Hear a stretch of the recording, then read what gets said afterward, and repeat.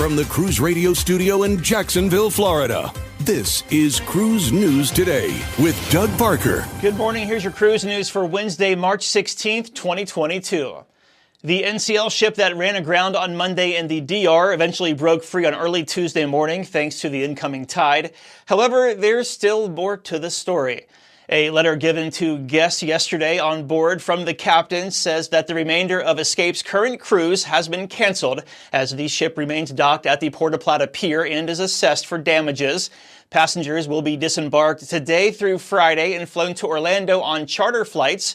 All passengers are receiving a full refund and an additional 100% future cruise credit for the inconvenience. Escape was on a 7-night Eastern Caribbean cruise from Port Canaveral, with its first stop being in the DR. Escape's next cruise from Port Canaveral, a 7-night Western Caribbean cruise, is also canceled.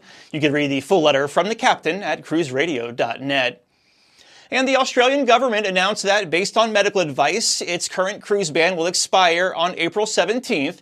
To operate in Australia, cruise lines will need to adhere to measures including additional health screening, testing emergency response plans, and having a vaccination requirement for passengers.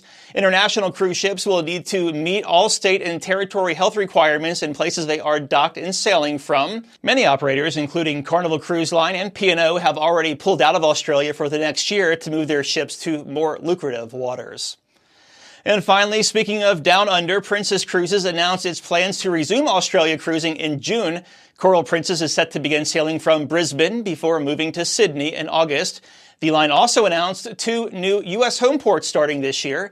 In September, Diamond Princess will begin sailing 5 to 16-night cruises from San Diego. And in December, Ruby Princess will begin sailing from Galveston, offering 5 to 11-night voyages. And the Ides of March may have been bad for NCL yesterday, but not bad for the market. It was up. Carnival Corporation up 5.4%, 18.04. Royal Caribbean up 3.9%, 70.77. And Norwegian up 6.8%, 18.22. Breaking news and industry coverage at cruiseradio.net. I'm Doug Parker with Cruise News Today. Cruise News Today is a production of Cruise Radio. For daily updates, subscribe to the Cruise Radio YouTube channel or visit cruiseradio.net.